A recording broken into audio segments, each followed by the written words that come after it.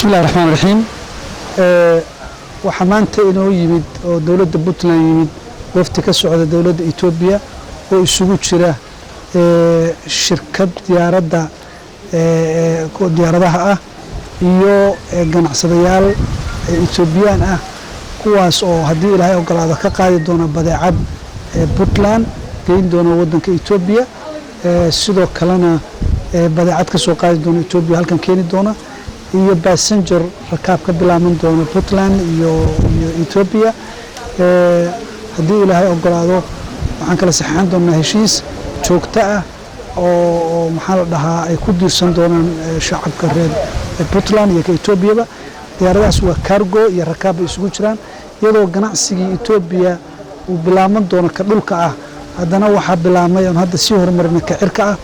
oo asaga baahida loo qabaa ay ka sii badan tahay waliba kii dhulka ahaa waayo waxay rabtaa rakaab degdeg ah waxay rabtaa ganacsiga degdega sida hadda kalluunka oo kale oo Ethiopia ay Puntland ay qani ku tahay wuxuu rabaa suuq weyn oo ballaaran